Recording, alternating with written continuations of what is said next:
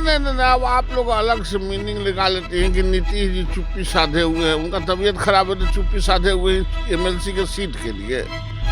ऐसा नहीं है, बड़ा आदमी ऐसे भी कम बोलता है। नीतीश जी ऐसे भी अनाप शनाप बोलने वाले लोग नहीं हैं। आप लोग क्या चाहते हैं कि बीजेपी मुंह में टेप बांध ले, कोई एडवाइस नहीं करे, कोई अपनी बात नहीं करे।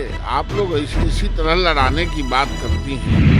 प्रतिपक्ष के लोगों को भोपू है, तो भोमा बजता है ना लाउड स्पीकर वाला, भों भों, इसी भोपू है। हम सरकार में हैं, सरकार नहीं है। सरकार में होना और सरकार होना दोनों दो चीज है। हम समर्थन दे रहे हैं, हम सरकार नहीं है, हम सरकार में हैं। इसलिए सरकार में जब हम रहेंगे, आप घर में कुछ रहते हैं, कोई छोटी पिपड़ी भी घुसता है तो उस पर आप नजर रखते हैं। उसी तरह हमारे यहाँ कोई संकट आने का अलायंस पर जब संकट मंडराता है तो भारतीय जनता उस पर नजर रखती है। नमस्कार, न्यूज़ फाउंडेशन देख रहे हैं, मैं हूं आपके साथ वंदना। बिहार में 24 सीट पर एमएलसी चुनाव होने वाले हैं और बीजेपी के तरफ से अब ये कंफर्म कर दिया गया है कि 13 सीट जो सिटिंग सीट है उस पर बीजेपी चुनाव लड़ेगी। अब जदयू के लिए जो है मुश्किल हो गया। हमारे साथ बात करने के लिए हैं बीजेपी एमएलसी नवल किशोर यादव और इनसे मेरा सवाल है, कैसे आप लोग समझौता कर पाएंगे? नहीं, हमारे यहाँ सब समझौता हो ही जाता है, यह भी समझौता हो जाएगा। एगो आधगो सीट का कोई बड़ा मायने नहीं रखता है और जिद से समझौता नहीं चलते, समझने से समझौता चलते, इसलिए ये कोई प्रॉब्लम नहीं है। लेकिन तो जो 13 सीट सिटिंग सीट है बीजेपी का, तो वो तो छोड़ने के लिए तैयार नहीं है। बस 11 सीट में और भी जो घटक दल शामिल हैं, मांझी हैं, हम हैं, सॉरी माफ़ कीजिएगा, वीआईपी हैं, तो फिर कैसे आप लोग इसको सुलझ दीजिएगा? सब सुलझ जाएगा, सब जानते हैं अपने अपने स्थिति को, हम भी जानते हैं अपनी स्थिति को, सब सुलझ जाएगा।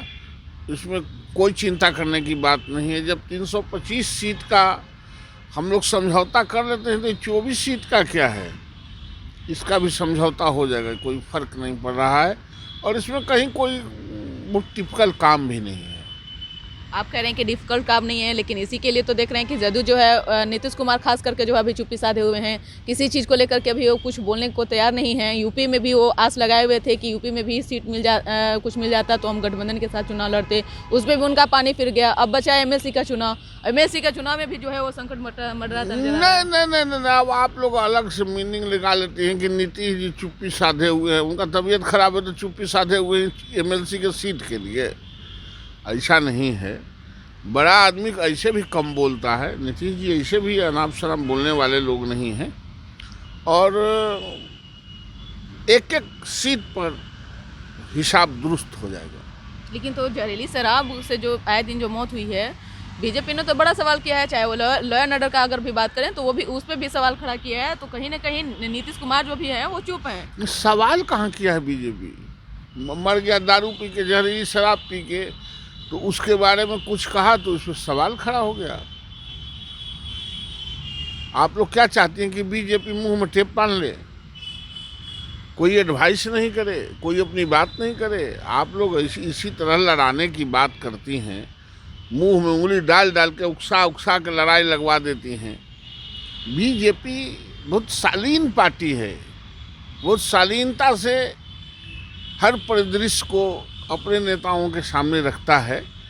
बीजेपी इस तरह का नहीं है कि किसी के पीठ में छुरा भोंकते चले, ये इसकी आदत नहीं है और हम समझते हैं कि सब चीज़ समझौता हो जाएगा, सब चीज़ हम सलट लेंगे। लेकिन विपक्ष तो कह रहा है, आप कह रहे हैं समझौता हो जाएगा, विपक्ष कह रहा है कि आए दिन कुछ सही नहीं है। यही कारण है कि अब बीजेपी किससे सवाल कर रही है, वो सरकार में है तो ये तो आपस में बैठकर भी समझौता कर सकता है ना। लेकिन कहीं ना कहीं जो है वो एनडीए में सही नहीं है, कुछ अलग ही चिपक रही है। प्रतिपक्ष के लोगों को भोपू है, तो भोमा बजता है ना लाउड स्पीकर वाला, भों भों, इसी भोपू है। हम सरकार में हैं, सरकार नहीं है। सरकार में होना और सरकार होना दोनों दो चीज़ है। हम समर्थन दे रहे हैं, हम सरकार नहीं है, हम सरकार में हैं। इसलिए सरकार में जब हम रहेंगे, आप घर में कुछ रहते हैं तो कोई छोटी पिपड़ी भी घुसता है तो उस पर आप नज़र रखते हैं। उसी तरह हमारे यहाँ कोई संकट आने का अलायंस पर जब संकट मंडराता है तो भारतीय जनता उस पर नज़र रखती है और कोई बात नहीं है। सरकार चलेगी क्या आपको लगता है? दौड़ेगी, सरकार दौड़ेगी, चलेगी ही नहीं, दौड़ेगी। जिसके साथ हम लोग रहते हैं वो चलता ही है, दौड़ते रहता है। लेकिन अब चिराग पासवान के प्रति भी जो है बीजेपी का तेवर जो है वो धीरे धीरे शांत पड़ गया। हालांकि पहले से भी ये चीज़ था, लेकिन बीच में कुछ जो था खटपट चल रही थी, लेकिन फिर भी अब फिर एक बार से चिराग पासवान को न्योता दिया जा रहा है। तो का करें, चिराग पासवान का ढेला फेंक के मार दें? अरे राजनीति है, लोकतंत्र है, तो ऊपर नीचे होते रहता है। राजनीति संबंध अलग है और व्यक्तिगत संबंध अलग है। सारे चीज़ों को मिला को चलना होता है।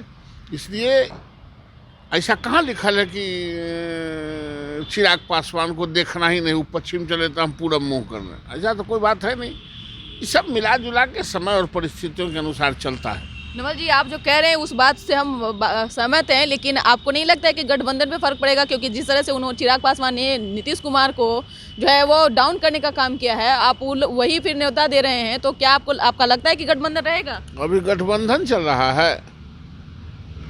ये गठबंधन की बात है कि आप लोग लठबंधन करवा रही हैं। अभी कौन गठबंधन है? कोई चुनाव है गठबंधन होगा? तो इसका मतलब का गठबंधन नहीं हो तो मन बंधन भी नहीं, मन से बात भी नहीं हो। मन से बात शुरू होता है फिर दिल तक उतर जाता है ना। अरे तो लोकतंत्र है, तो क्या करेंगे? भाला लेके खड़ा रहेंगे कि जे इधर सटा उसको भाला भोग देंगे? ये मिला जुला के चलने वाली पार्टी है। हमारी पार्टी विचारों की पार्टी है। ये अपने पुराने संबंधों और पुराने विरासत को, संस्कृति को कैरी करने वाली पार्टी है। हम किसी से दुराव नहीं रखते हैं और दुराव राजनीति में रखना भी नहीं चाहिए। और कोई हमारे पार्टी और हमारे नेताओं का अलग से कोई मंशा नहीं रहता है। एक मेरा ये लास्ट सवाल है नवल जी, आप कह रहे हैं, हम आपकी बात से भी सहमत है, लेकिन जिस तरह से विपक्ष जो कह रहा है कि हम जो स्टेप बाय स्टेप चढ़ चुके हैं, अब नया जो खेला, जो 2022 का जो खेला वो लोग करने वाले थे, वो अब खेला वो लोग शुरू कर रहे हैं। आपको नहीं लगता है कि सरकार पे फर्क पड़ रहा है? आप लोग को मिल करके जो है सरकार चलानी चाहिए थी। बिहार में किस तरह से आए दिन जो सिचुएशन देखने के लिए मिल रहा है, जो लोग फेस कर रहे हैं, आप लोग उस पर फोकस नहीं करके आपस में ही आप लोग लड़ाई झगड़ा पे उतरे हुए हैं। तो आपको नहीं लगता है कि विपक्ष को आप लोग मौका दे रहे हैं? देखिए, विपक्ष को मौका क्या देना? विपक्ष बातें बनाने के लिए है। ये है, हम कहेंगे दिन तो वो कहेगा रात, वो कहेगा, हम कहेंगे रात तो वो कहेगा दिन। विपक्ष को बात बनाने के सिवाय और टिकट बेचने के सिवाय दूसरा कोई रास्ता है? क्या कर लेगा? और जहाँ तक हम लोगों के सरकार का सवाल है, वंदना, आपका तो उम्र कम है, आप अपने पुराने लोगों से पूछिएगा। आज़ादी के बाद से इतनी बेहतर सरकारें, जितना एनडीए की सरकार है, इतनी बेहतर सरकारें और इतना विकासशील सरकारें नहीं बनी थी। इसलिए चूंकि अभी ये सरकार आपके पास है, वो कहावत है घर के मुर्गी दाल बराबर, इसीलिए आपको लगता है कि सरकार बहुत हल्के में है। ये सरकार जो बिहार के लिए किया है, बिहार के आवाम के लिए किया है, बिहार के सड़कों और गरीबों के लिए किया है, स्कूलों के लिए किया है, अस्पतालों के लिए किया है, ये आने वाला 50 साल तक इसको याद रखेगा। बिल्कुल। तो आप सुन रहे थे क्या कुछ कह रहे थे बीजेपी एमएलसी नवल किशोर यादव। इन्होंने साफ तौर से कह दिए हैं कि एनडीए में कुछ जो लोग ये कह रहे हैं कि सही नहीं है, तो एनडीए एकजुट है, इंटैक्ट होकर के जो है वो काम कर रही है। हालांकि ऐसा गठबंधन कहीं नहीं देखने के लिए मिल रहा है जिस तरह से बिहार में एनडीए की गठबंधन है और सरकार चल रही है। उम्मीद करते हैं इस खबर आप ज़्यादा से ज़्यादा शेयर करें ताकि सबको पता चल पाए। हालांकि जो बिहार की अभी स्थिति बनी हुई है, सब लोग यही कयास लगा रहे हैं सरकार गिर जाएगी, नई सरकार बनेगी। ऐसा कुछ नहीं है, बिहार में एनडीए की सरकार है और आगे भी रहेगी। इस खबर बस इतना ही। बने रहिए न्यूज़4नेशन के साथ। धन्यवाद।